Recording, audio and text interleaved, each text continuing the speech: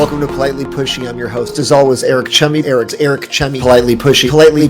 I'm Eric Chemi, and this is Politely Pushy. Welcome to Politely Pushy. I'm your host, Eric Chemi. Today, we're joined by Seth Feder. He's an analyst at Third Eye Advisory, where he focuses on healthcare technology.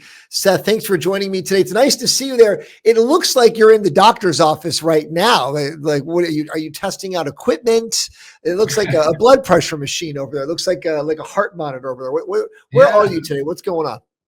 Yeah, so I'm not just like thinking and writing about healthcare, actually living the life. So I'm helping an Indian tribe in northern New Mexico set up a medical center. So we got a blood pressure, an EKG machine, to set up the medical network for them, installing computers, doing all that kind of stuff. So how does being an analyst help you do that job? Because that feels like much of a CIO kind of a job as opposed to, let's say, someone who would be an analyst.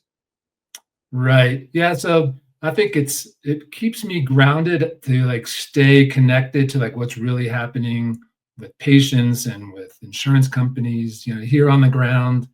It's not as theoretical, when I speak with people as an analyst, things can be kind of lofty and abstracted from what's happening on the ground. So it's kind of fun to do both of those things at the same time. I feel like I'm staying in touch with what's the reality today of delivering healthcare, at least in the United States. What is the reality? Because everybody says it's bad. Everyone says it's bad in America, right? So we got to change this. We got to change that. It's no good. We got to look at another country's model. But then a lot of people say, well, those countries' models are worse. So being on the inside, having done so much of this, how do you frame the American medical system? Oh my gosh, what a big question. It's still this terrible mess of blended, like who's paying for care. So we still have people mostly getting care through their employer. And then the rest of it is a mashup of state funded, Medicaid and federal government Medicare. And it's so confusing for people because who you see in this country all depends on what insurance plan you have. Instead of who's the best doctor I can find in my area to treat my condition, which you think that would be the ideal. It starts with who's in my network and then filtering down who's still seeing patients, and so you have people traveling very far distances to see and get care. And I think it's really a shame. Yeah, that's a good point. When you put it that way, you remind me that I have forgotten that's how we think about it, right? It's like, oh, who's in my network? That's the number one question, not who's the right person for this.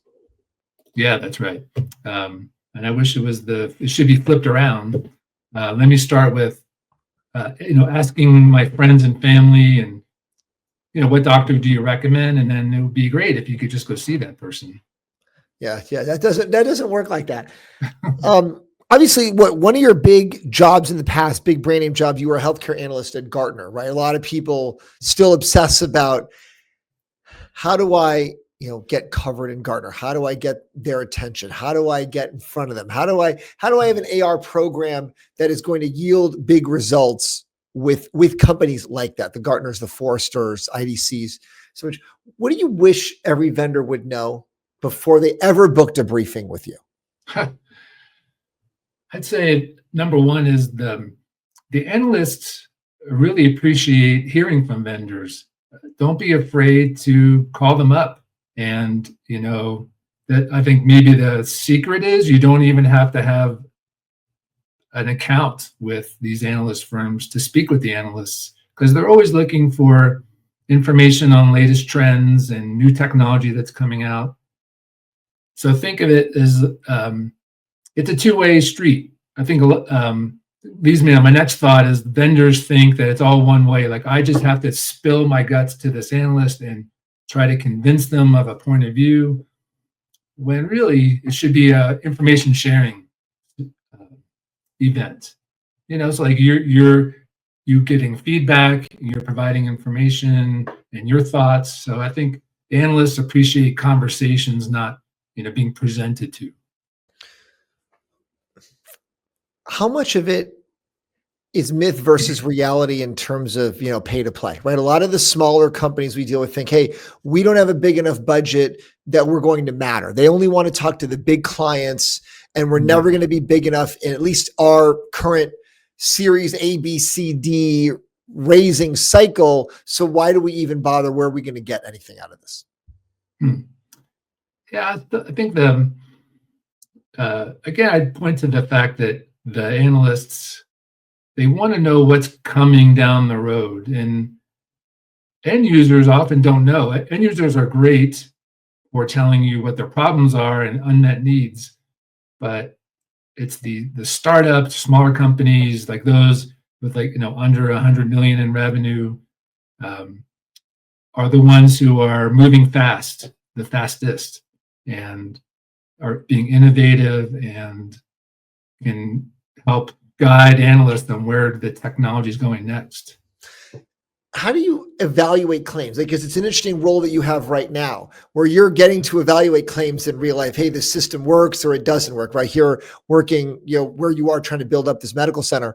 Yeah. As an analyst, how did you figure out what they're saying is true or not? I mean, you don't get the opportunity like you do now. Like you didn't have that opportunity then. Hey, I'm going to go see this piece of equipment. I'm going to go install it. Let me see what happens here. What was that like when you got a sense of, I hear what they're saying, but I don't really know? Yeah, the strongest evidence is talking to a customer. So give me a reference. It's okay if it's just your best customer or it's only one person. It's okay because it's a data point and it's a third party. We can double check things. The analyst can have a conversation with an end user. Like if you provide like that kind of reference, it's super helpful. When companies like Gartner do when they're going to publish a formal document, then they have to go through data gathering. They have to send out surveys for Magic Quadrant, and they have to hit a certain number to be statistically significant, or to have great confidence in the numbers. But typically, that's Magic Quadrant. That's one thing. But if your goal as a technology provider is you're trying to influence analysts, not in a nefarious way, but hey, I'm just letting you know about this new technology or a new result that we've had. The single data point is okay because I think it provokes interest and gives the analysts. They're human beings. They're looking for new ideas. They want to write new research. So giving them even a single data point is interesting. You mentioned Magic Quadrant, right? We get that hype cycle, market guide, like all these different things people could be in. What should a startup company, let's say again, like you mentioned, that 100 million or smaller type of company, what should they realistically be aiming for first? I think just getting a mention. So like Magic Quadrant, forget that. That's not where you should be. Don't even think about it. Forget it. That's for Magic Quadrants, in my experience, are for mature markets. It's for like database systems or something. It's kind of boring. These are super big companies. Sure, it'd be great to be in the upper right if you're a small company, but it's not going to happen in a fast-moving technology like AI. Like I think I just saw Gartner came up with a new definition for Magic Quadrant. I think they're calling it what is it? It's like coming soon. That's not coming soon. It's like I can't remember what they're calling it these days. I'll think of it in a second. But so anyway, I think as a small company, like the nice thing to be included, it would be a cool vendor. And analysts like to write these reports. They're short, they come out more frequently, and they like to list companies they think have done something cool or innovative. And that's a good target to shoot for. And the other one is like for a market guide, to even get a mention, like to have your name published. You don't have to be the focus of a market guide, but just getting your name in so you show up in searches.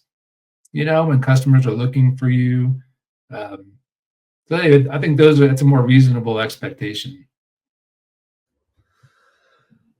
Was there ever a time that a vendor could change your mind in a single meeting? Like, was there something that they could do that maybe you thought something, and at the end of the meeting you thought, okay, they've convinced me? Sure, I might keep an open mind. I think that if a company is going to show me a brand new platform that we've never seen before, and they're making claims that they're converting customers with this new paradigm shift, like, you're not going to believe that. That's going to sound like they're overdoing it. But I think I'm trying to think of it, if there was ever a situation where that happened, where like a single phone call. I think if they show you a slide or some data, like, hey, we've collected some results and we're showing you the numbers, that's always convincing. More so than some anecdotal story about a customer. So I think that, showing evidence, because like analysts are typically numbers-driven people, logical, looking for supporting evidence. So if you can show like a survey that you did or something like that. What's the difference now, let's say working at Third Eye, right? Not as big, not as gigantic of a Gartner. Do companies have more of an opportunity to get their message understood, to get something, processed, because, okay, it's a smaller boutique kind of a firm that just has more maybe willingness to not be as bureaucratic, for example? Yeah, I think the advantage of working with someone like Third Eye, like, we have more time. So we can spend time reading and researching about your company. We can even call clients or customers of yours up. We can spend time writing reports and really concentrating just on you. It's not like a big firm like Gartner, like, you don't have that much time to do that kind of thing. You have to keep things much more high level.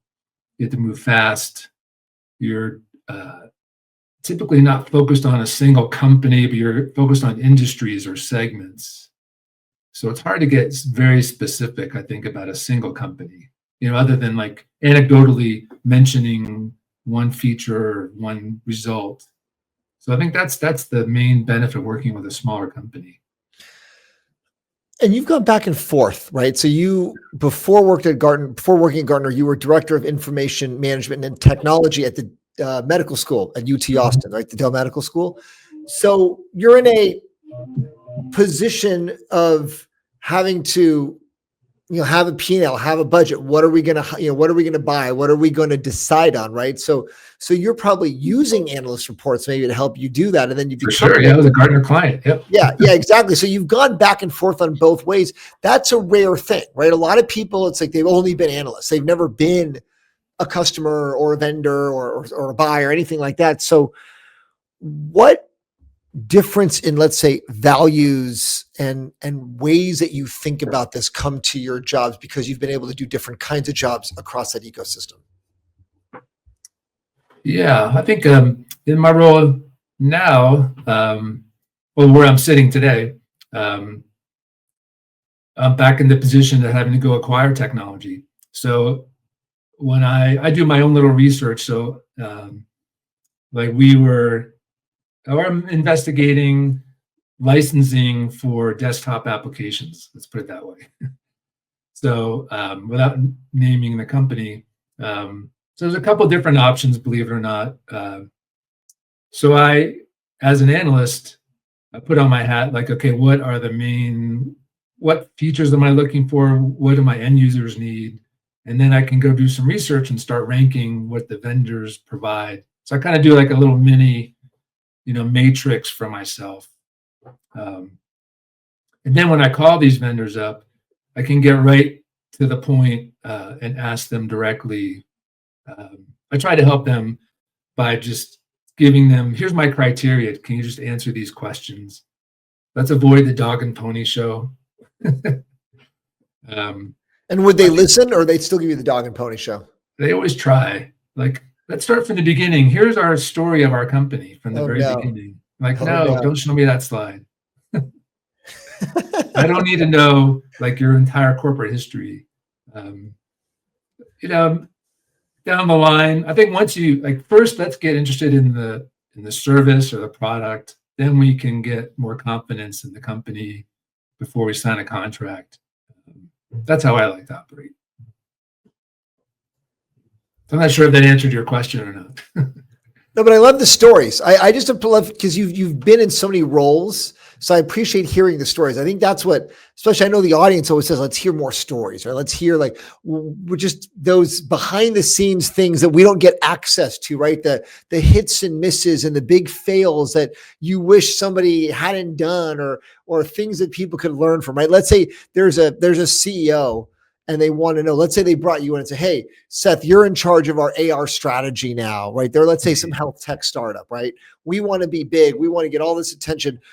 What would you do based on all the stuff that you've seen go right and go wrong? Well, yeah, it'd be very dependent on the company, and the market.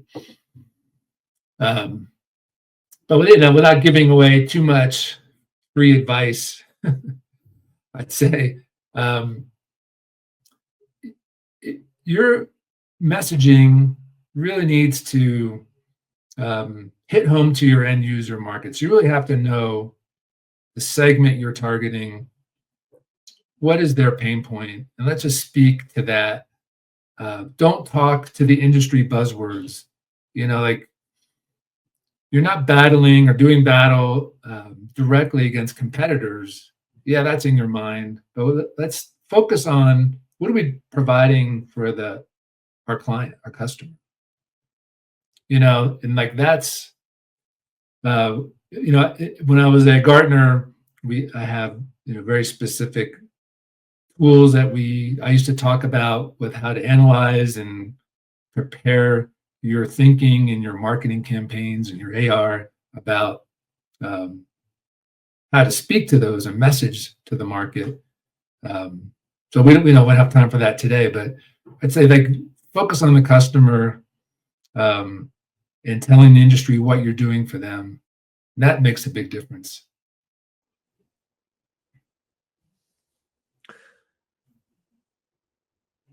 It feels to me that a lot of our clients, let's say they come to us, they say, we want PR, we want media relations, right? We want to get our story out there, the analyst relations as part of that, right? As part of the influencers that are similar to journalists with their reports, their writing, their stories, in a way, their audience that they can influence. Like, your role as an analyst is an influencer. And it feels like sometimes they're treating the two groups with the same strategy, with the same approach, but oftentimes you need a very different approach, right? Because of what keeps a journalist employed might be very different from what keeps an analyst employed, right? The more you can give them wins, right? Because I always say, look, journalists are trying to not lose their jobs, right? It's shrinking newsrooms. They're getting measured on clicks and engagement and Twitter followers and those kinds of things. So the more we can give them success in those metrics, the more they're going to come back to us. Analyst has a very different set of metrics that they care about. They want a very different set of material. Yeah, it's interesting you brought that up, because I think analysts you can get pulled into becoming a journalist as an analyst. And some you have to be careful. Like, I'm not reporting the news, because sometimes as you're writing these market reports for your clients, that sometimes you feel like a journalist. You have to stop and say, okay, I'm not here to report the news, because that's sort of the past. The job of the analyst is to sort of predict the future by setting up some kind of framework or paradigm that you're trying to establish with your readers and your clients, so that they can visualize like where the market is and where it's headed based on this framework that you paint for them. And really good analysts kind of create a framework that they write about for years. Like, for example, at Gartner, they had like Hospital of the Future. I'm not quite sure if that's the title of it, but they had that kind of paradigm where they were talking about like the real-time hospital that was instrumented and connected. This is before the sort of the explosion of AI. They were talking about this. But like setting that up, it allowed them to explain the future and kind of and paint a picture. And then as vendors kind of came in to the market, they could place them in different categories within that paradigm. So so I would say if I was talking to, a tech company or a service provider, explaining how you fit into that paradigm is helpful, because it helps the analyst think about you. So you should become familiar with that, that platform or that paradigm, the way they're writing about it. Like I said, again, analysts are humans. They're busy. They don't have a lot of time to study your particular technology. So if you explain it to them in their terms, they get it right away. And as long as you're comfortable with how they're going to frame you and stick you into one of their categories, I think that's a kind of a win-win. You just mentioned sticking to one of those categories. I think about it from a journalist point of view. Yeah. As I talk to companies, once you get put into a bucket, you kind of always stay in that bucket. So you want to get put in the correct bucket, and you want to help define that bucket appropriately so that you're, let's say, punching upward instead of downward. Because if you're in a bucket with people all smaller than you, that can be bad. And then you get stuck, and it's like those first impression kinds of things, right? Once you're in that bucket, you never get out. Yeah. I think you should be prepared. If you're getting on a call with an analyst, you should be prepared for the question the analyst is going to ask, like, how should I think of you? Like, what is your product? Where do you fit? Like, they're going to, I work with an analyst. That was usually his first question out of the gate. Because you can't expect them to have done the homework. So you should be prepared to answer that question. And if it's in none of the above, then that's cool, but you're going to have a lot more explaining to do. A lot more education. So yeah, I think I guess there is a danger of getting categorized and you're sort of stuck there. But I think the benefit is, which is pretty, I think it outweighs the risk, is that it helps get your message quicker across to the market through the analyst. I also like that you said a lot of analysts become stuck and behave like journalists. They're writing about news of the day as opposed to other things. But you said it in a way like that was a bad thing. I know there's a lot of journalists who become analysts or vice versa. But I wonder if, because your perspective has been much more of the CIO kind of person, right? You've been either an analyst or the actual buyer, but never an analyst and a journalist. So your perspective on it's a little bit different in that Venn diagram. You're like, no, you don't want to be an analyst who's acting like a journalist. Tell me more about that, because it's not been, let's say, your experience. Yeah, it's interesting. Like I said, analysts, they get measured by their readership, clicks and downloads and things like that, and also the demand of their clients who want to speak with them. And simply reporting the news or what the past isn't that interesting to, especially what I spoke a lot with CIOs. And at the same, I think half of my clients are CIOs and half were product market managers or chief product officers at tech companies for healthcare. And both were mostly interested in where is the market going. CIOs were mostly interested in, okay, here's a category, here's a problem we have. We think that to solve this category of technology, who are the leaders in that group? Who should we know about? And where is that market going? So simply talking about the past didn't really answer that question, other than they may want to know, like, who's the most frequently purchased product in this category? Because that's sort of newsy. They have a certain percentage of the market. but they want to know why. Okay, that's fine, but why are people choosing them? So you have to go a little bit deeper as an analyst to answer that question. Let me just think about your original question if we're on target. So I'd say that for CIOs, I think it's most important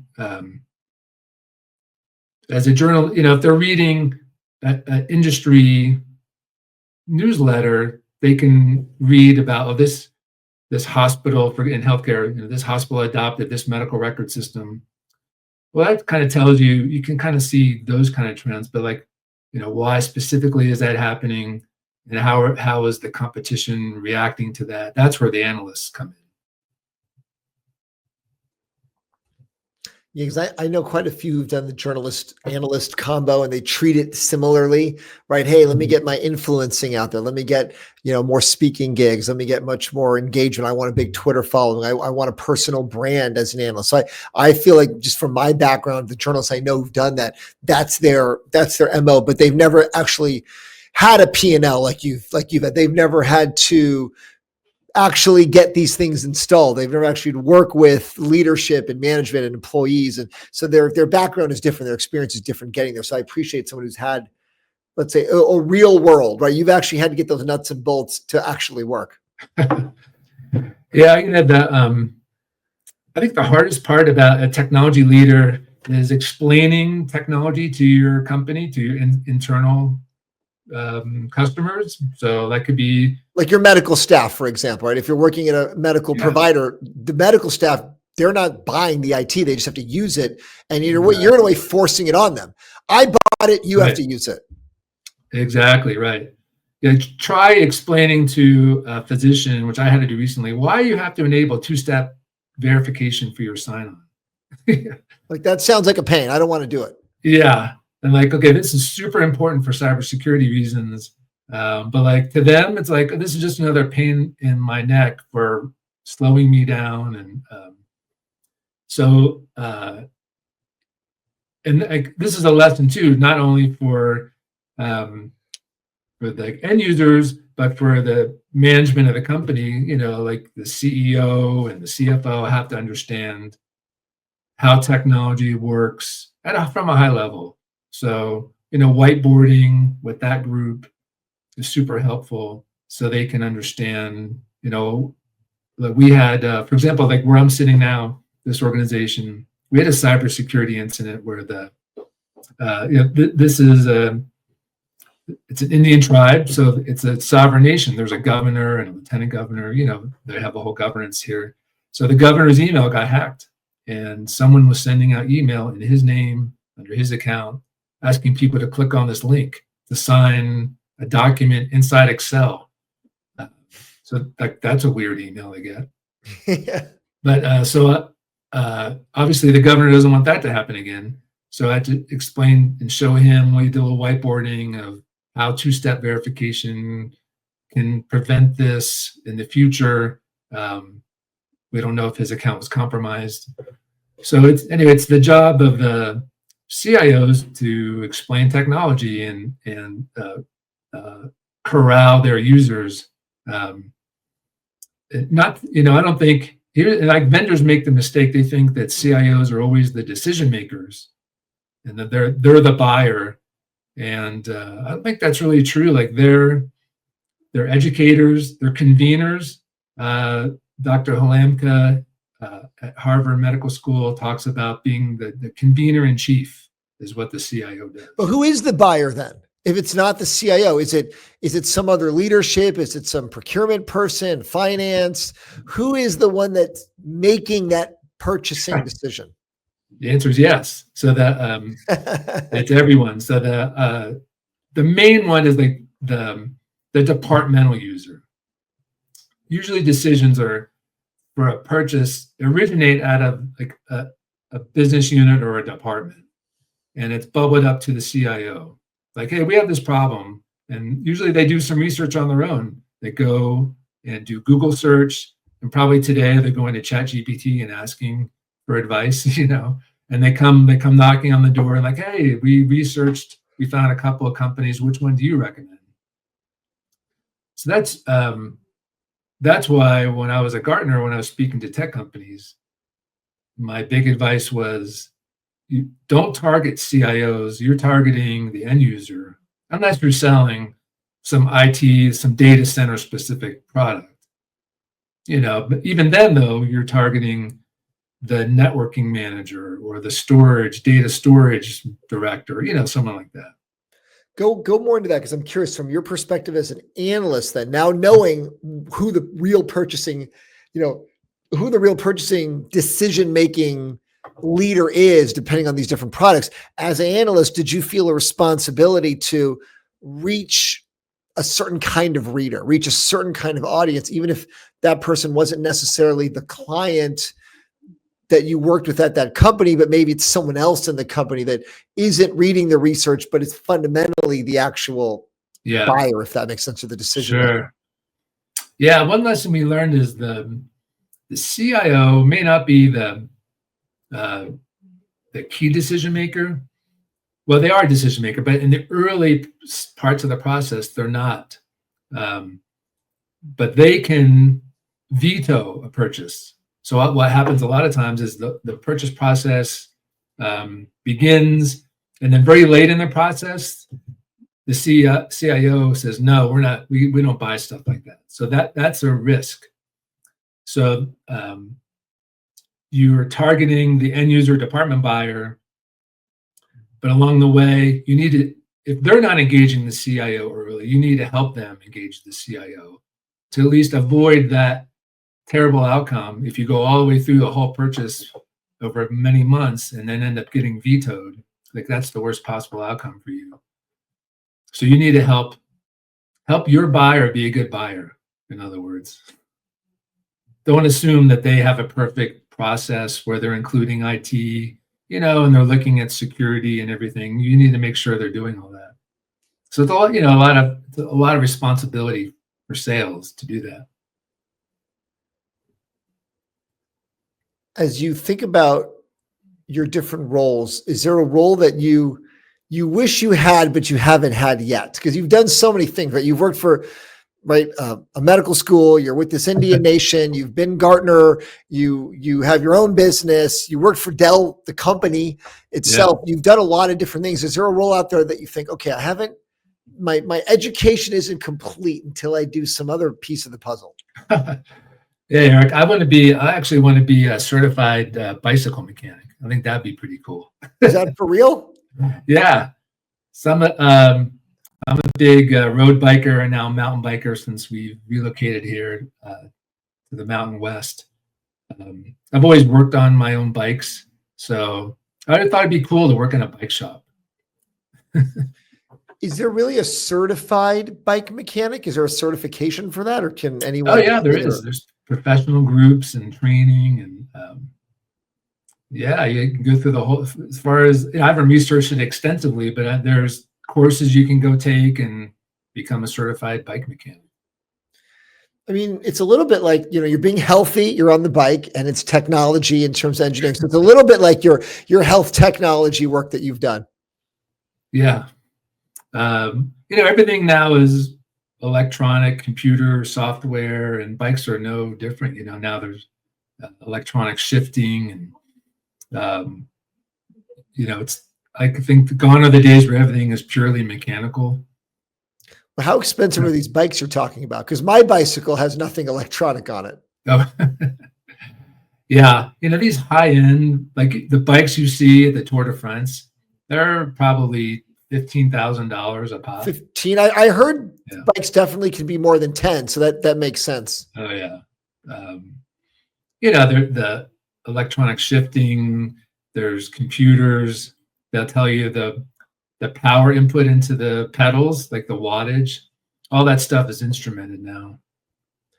Does the rider, if I watch the Tour de France, does the rider have that information while he's riding, or is that going back to the team? Oh yeah. No, they have a little screen right in front of them, shows them how many watts they're putting out. And so those guys are, they're at the high end of the athlete performance. So like they're watching their heart rate and their wattage. they're not really concerned with speed. They're just like they're looking at themselves as an engine, and like, how much power can I output, and over time, and keep this going. What do you mean they're not watching their speed? Well, why would they watch? I get heart rate. Why does the watts matter more than the speed? Yeah, because you're climbing up a hill, and like, you may not be going all that fast, but you know how much wattage you're putting out, and you know how high your heart is, and you can only go so high. So you're targeting an output that you can maintain over time. That's your maximum speed. Oh, I see. So Not the miles per hour. wattage, in a way, the speed is a function of things like slope and wind and other things, but all they Exactly. can control is their wattage output. That's right. Yeah. I never thought about Yeah, that. very technical. The whole sport's comes super technical. They're going to need someone like you. You're going to have to go back to Gartner and be the bike technology Yeah, that'd be cool. research guy. Yeah. I would love to do that.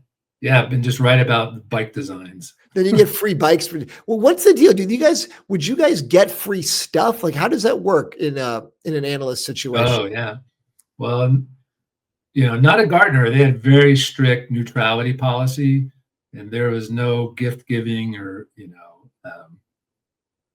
I think that they had a separate group that did performance testing, but the analysts typically, or definitely, there's pay to play is, I don't know how to say it. It's like, it's the worst thing you could be thought of as doing as an analyst at a company like Gartner. You're neutral, you're in the best interests of the industry that you're serving. So no favorites, nothing like that. That's got to be hard to do though, right? Because everyone's got their biases of like who they think is better, in the sense of like, I think this company's software is better. I think this leadership is better. I think this management is better, right? You've got those things in your head, certainly, that are still part of neutrality, but they're your informed opinion based on your analysis. Yeah, yeah. Right. And just think about, like, if you've written a market report and you've called out like leaders and people to watch or companies to watch, you've taken a position. So you have to be, intellectually honest at the next go around when you're refreshing that report. If you were wrong or the market took a turn, you have to, I think, keep that best interest in mind. You have to be honest and say, the market took a turn, and in the prior report we said this, but things didn't turn out that way. So be careful not to take a position and defend it. If I were coaching a new analyst, that's what I would tell them. Like, your job is not to defend your thinking. Always be open to the information you're getting from the market. I like that. That's good advice from me too. Probably be helpful at home. Your job is not to defend your thinking, right? Right. If it's wrong, just say, okay, we were wrong, or this is different now. Yeah, it's hard to do. I keep saying, as human being, we all we want to be right, so we get defensive sometimes. But if you have a foundational belief or in ethics that you're honest and you're open to new information, that's a helpful way of thinking of things. Yeah. Seth, I love it. Thank you for the time today. It's been interesting to hear about your experience and your roles and what you've done, what companies can do in order to, get a little bit better coverage, or think about how they can work in more of a win-win situation with analysts. So Seth, I appreciate the time. I appreciate the good work you're doing out there, helping set up hopefully better medical care in this country. And as you said, it's a problem, right? And hopefully we can one by one get to some better outcomes. Maybe in our grandkids' generation, it'll be better by that point.